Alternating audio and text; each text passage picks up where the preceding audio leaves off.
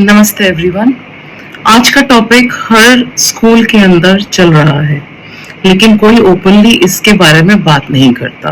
Coordinator हूँ, लेकिन teachers respect नहीं करते। टीचर्स मेरी कंप्लेंट प्रिंसिपल तक ले जाते हैं और एंड में मुझे ही सुनना पड़ता है।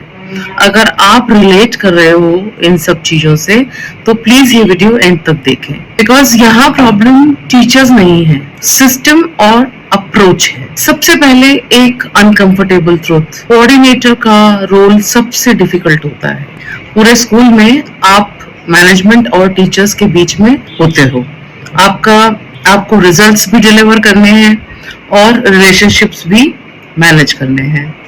और अगर आपने ये बैलेंस नहीं किया या नहीं सीखा तो या तो आप टू सॉफ्ट बनकर रह जाओगे या टू स्ट्रिक्ट हो जाओगे, और दोनों ही केसेस में रिस्पेक्ट लूज होती है। चलिए स्टेप बाय स्टेप हम समझते हैं कि कैसे हम इसको रोल को समझेंगे। सबसे पहले अपने आप से पूछो, क्या मुझे क्लियरली पता है मेरा रोल क्या है? क्या मैं डिसीजंस ले सकता हूँ या ले सकती हूँ, या सिर्फ इंस्ट्रक्शंस पास करना है? क्या मेरी अकाउंटेबिलिटी डिफाइंड है?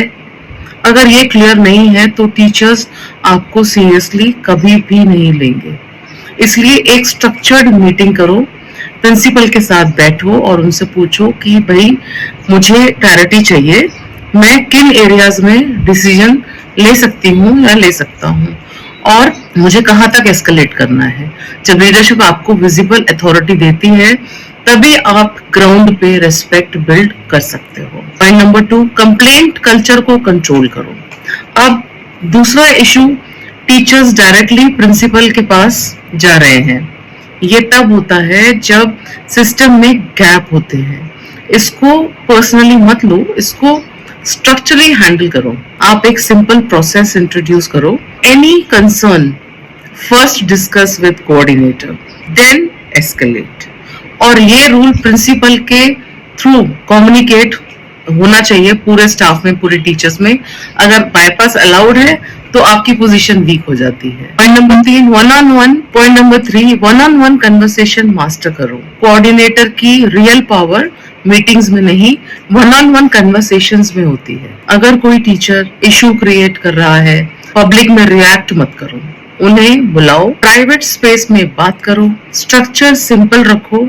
सिचुएशन क्या है, एक्सपेक्टेशन क्या है, नेक्स्ट स्टेप क्या है। एग्जाम्पल, मैंने ऑब्जर्व किया कि last 3 days lesson plan submit नहीं हुआ। एक्सपेक्टेशन है कि डेली 4 बजे तक सबमिट होना है।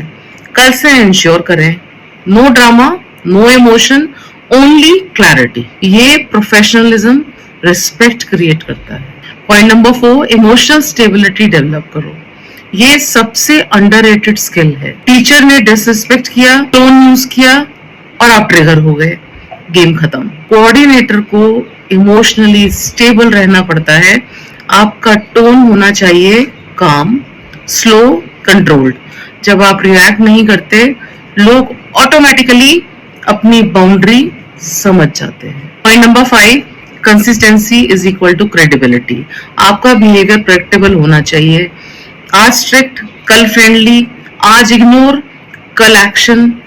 ये कंफ्यूजन क्रिएट करता है। Set 3-4 non negotiables, lesson plan, timelines, classroom discipline, reporting format, और हर टीचर के लिए सेम अप्लाई करो।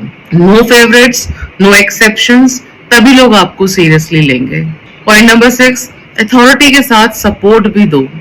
सिर्फ चेकिंग करोगे तो रेजिस्टेंस आएगा। कोऑर्डिनेटर का रोल प्लेसिंग नहीं होता है, एनेबलिंग होता है। टीचर्स को सपोर्ट करो, लेसन प्लानिंग में हेल्प करो, क्लासरूम स्ट्रैटेजी शेयर करो, उनके जो भी चैलेंजेस हैं उनको सुनो। कभी कभी सिर्फ सुन लेना भी एक लीडरशिप का साइन होता है। जब टीचर फील करता है ये मेरे अगेंस्ट नहीं है, तब रिस्पेक्ट नेचुरल हो जाती है। पॉइंट नंबर 7, डॉक्यूमेंटेशन शुरू करो। Very very important. हर कन्वर्सेशन या इशू को डॉक्यूमेंट करो। Simple format, date, issue, discussion, action, जो एक्शन अग्रीड है वो, ये आपको प्रोटेक्ट भी करता है और सिस्टम को प्रोफेशनल बनाता है।